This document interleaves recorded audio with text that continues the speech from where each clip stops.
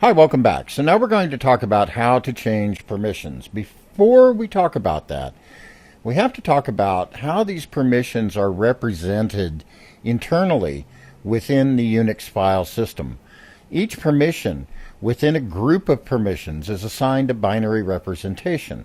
Now, we don't work with them in binary, but we do kind of have to know what's going on. So there are 3-bit groups for read, write, and execute. The execute takes the ones place. So the execute bit is 1, the write bit is 2, and the read bit is 4. So going from the right to the left, the first bit is for execute, the second bit is for write, and the third bit is for read. So what that means is, if we only have read, it's 4. If we only have write, it's 2. And if we only have execute, it's 1. And these are summed to give the permission for the group. So examples, RWX is 4 plus 2 plus 1, that's 7. RW dash would be 6. R dash X, read and execute, is 5, and so forth. So all the individual group permissions are then strung together to give an overall permission. So if we have a permission of read and write on the owner and the group, but read only on everybody else, this would have a binary permission of 6, 6, 4. Read and write is 4 plus 2. So we have read write on the owner, that's the 6, the first 6.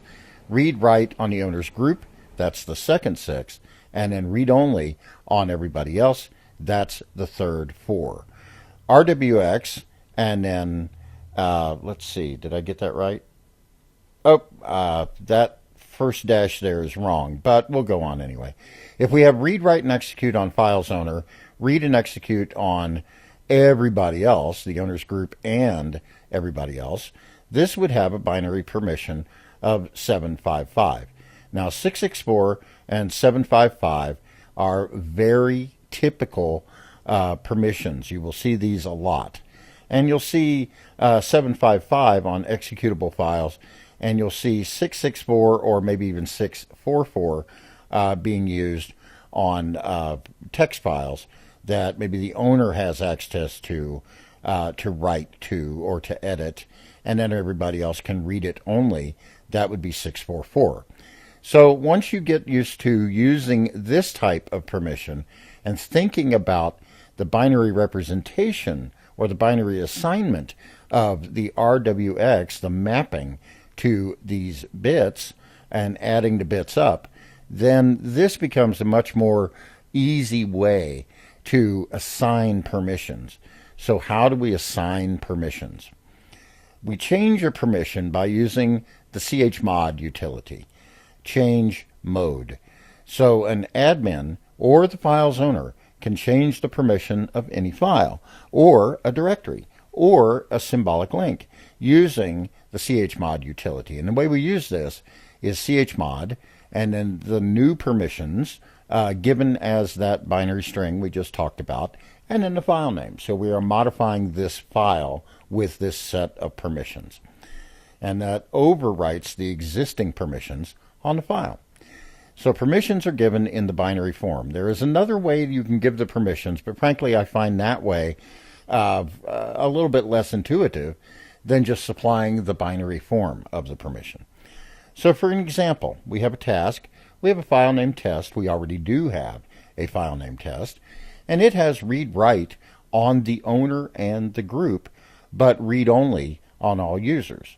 So our task is to change the permission so that only the owner has both read and write, but all other users, including the owner's group, can read but not write to it.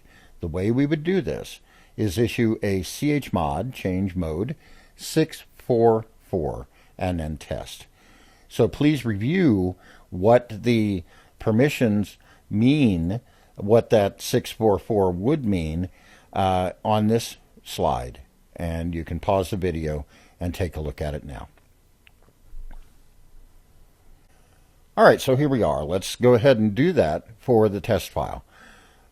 So let's go ahead. We've listed out with all the permissions the documents directory, so we can see what permissions the test file has.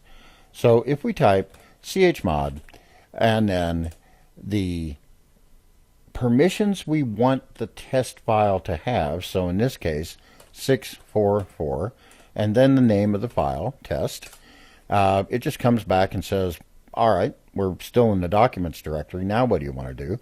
If we do ls-l again, we'll see that test has now been modified. We can compare this set of permissions, read-write on owner and owner's group, read-only on everybody else, to this set of permissions, read-write on owner and read-only on the group and everybody else. So we have changed the permission mode of the file.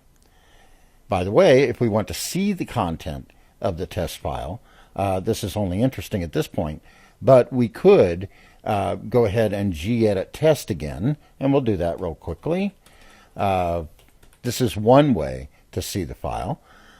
So this would open, if I were not owner, this would open in a read-only mode, but I can see that this is a test is in the file.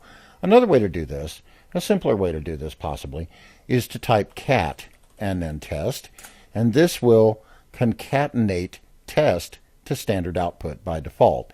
So it just says this is a test. In other words, it writes out the file. So that's all I have for you in this demo, and we'll see you in the next lesson. Thank you very much.